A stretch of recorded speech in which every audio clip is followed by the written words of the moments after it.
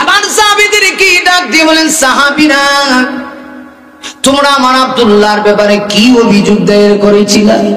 শুনেছো আমার আব্দুল্লাহ নামাজ শেষ করে কেন একটা দৌড় মারে? আমার নবীজি সাহাবীদের সামনে যখন এই ঘটনা খুলে বললেন, অবশ্যই সাহাবীদের ভিতরে এমন কেউ নাই যে চোখের পানি ছেড়ে দিয়ে কান্না করে নাই। আমার নবীজি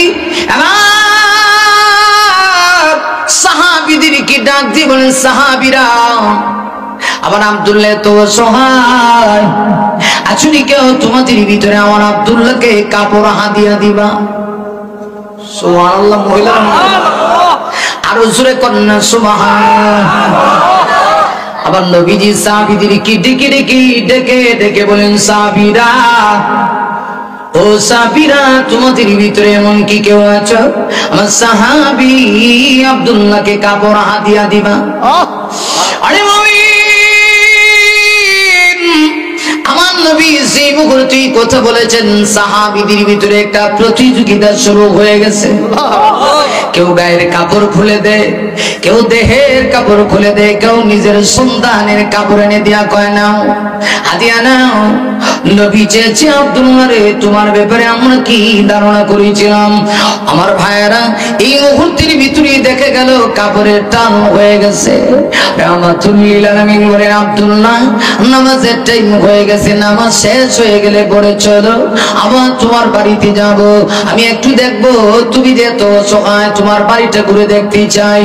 আরে মুমিন একটু চিন্তা করো, একজন নামাজি সাহাবীর কত দাম, কত দাম, কত দাম। নবী নিজেই তার বাড়িতে গিয়া আমার নবী পর্যবেক্ষণ করবেন। বিশ্ব নবীজি আবার পুনরায় আব্দুল্লাহর বাড়ির দিকে রওনা হইলেন। নবীজি যেই মুহূর্তে বাড়ির সীমানার ভিতরে ঢুকলেন, ঢুকে আমার নবীর সামনে আশ্চর্য এক ঘটনা চোখে ধরা পড়ল।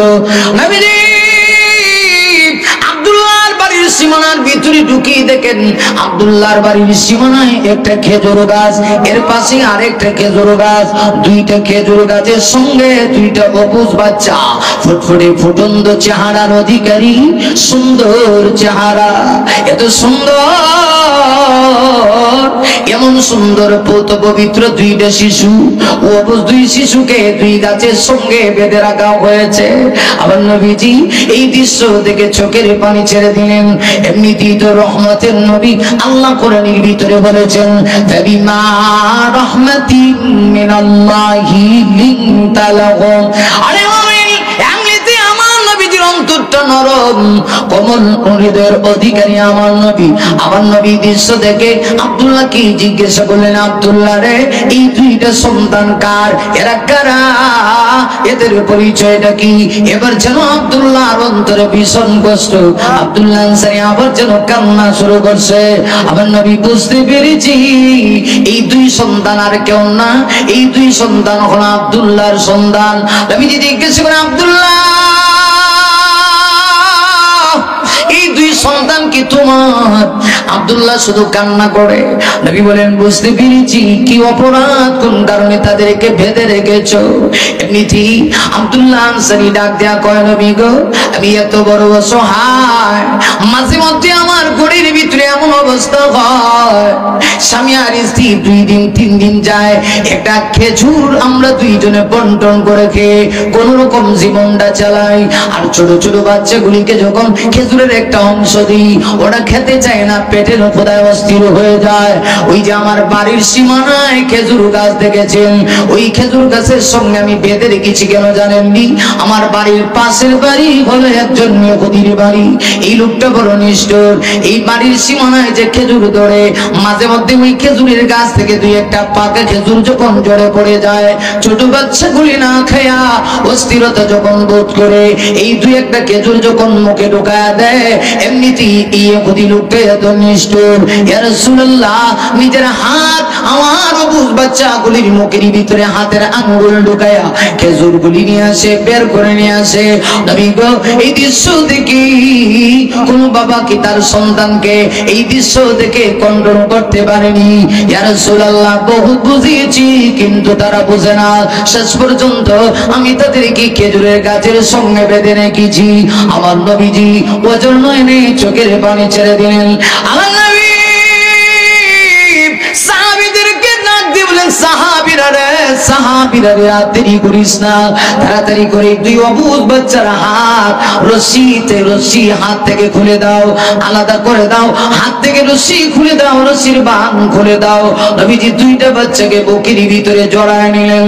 এইবার জড়ায় নিয়া রহমতের নবী চোখের পানি ছেড়ে দিয়া সাহাবীদের কি জিজ্ঞাসা করে, ওরে আমার সাহাবীরা, আমি জানতে চাই তোমাদের ভিতরে এমন কোন সাহাবী আছো নাকি যে এই দুই বাচ্চাকে এই দুইটা খেজুর গাছ কিনে দিতে পারবা? ও সাহাবীরা, যদি এই দুইটা খেজুর গাছ কিনে দিতে পারো, আমি বিশ্ব নবী ঘোষণা দিলাম কিয়ামতের কঠিন ময়দানে তোমাকে আল্লাহ তৈরি জান্নাত পর্যন্ত পৌঁছায় দেওয়ার জিম্মা আমি নবীর হাতে। আমার নবীজি বললেন, সাহাবীরা, এমন কি কেউ আছো এই দুই অবুঝ বাচ্চাকে এই দুইটা খেজুর গাছ যে কোনো কিছুর বিনিময়ে হোক কিনে দিবা? যদি কিনে দাও, কিয়ামতের দিন জান্নাতে নিয়ে যাওয়ার গ্রান্ডেড আমি নবী। আল্লাহু আকবার, জোরে বলেন। রাসূল যদি এই কথা বলেন, তিনি যে জান্নাতে যাবেন এতে কি কোনো সন্দেহ আছে?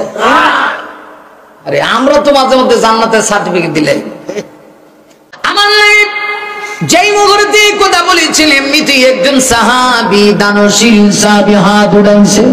আরে মুমিন সাহাবীর নাম ছিল হযরতে উসমান বিন আফফান জিন্নুরাইন রাদিয়াল্লাহু তাআলা। হাত উঠায় কয়, নবী গো, ও নবীজি, আপনি যদি সুযোগ দেন এই সুবর্ণ অফারটা আমি গ্রহণ করতে চাই। যাও এই দুইটা খেজুর গাছ ইহুদির কাছ থেকে নিয়ে আসো। মুমিন কেউ উঠবেন না, খুব খেয়াল করে শোনেন, কথাগুলি শেষ করে দিচ্ছি। এবার তিনি গেলেন ওই পাশের ইহুদি লোকটার বাড়িতে গেলেন। মনে রাখবেন, গোটা পৃথিবীতে লোভী কোন জাত থাকলে এটা হলো ইহুদি খ্রিস্টান জাত, ঠিক না? এরা বড় লোভী আর এরা বড় চালাক। এরা বড়, আমরা হেরাই ঘুরাইতেছে, মোবাইল হেরাই আবিষ্কার করছে, করে আমরা দিছে, আমরা টিপাই মোবাইল আর হেরা আমরা নিয়ন্ত্রণ করে। টাকা পয়সা সব আমাদের কাছ থেকে এরা ছিনিয়ে নিয়ে যায়, কিন্তু আমরা বুঝি না। আমাদের গাড়ে বন্দুক রাখে আমাদেরকে শিকার করে কিনা বলে। ভাইরা আমার, চলে গেলেন সেই ইহুদি লোকটার কাছে। হযরত উসমান কোনি গিয়ে বললেন, ভাই দুই খেজুর গাছের মালিক তুমি নি? কহ বিক্রি করবা? কহা বিক্রি করবো যদি লাভ হয়। কি তা হয়?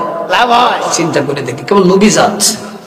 আচ্ছা, এই কথাটা যদি উসমান গনিকে না বলা ওমরকে কইতো,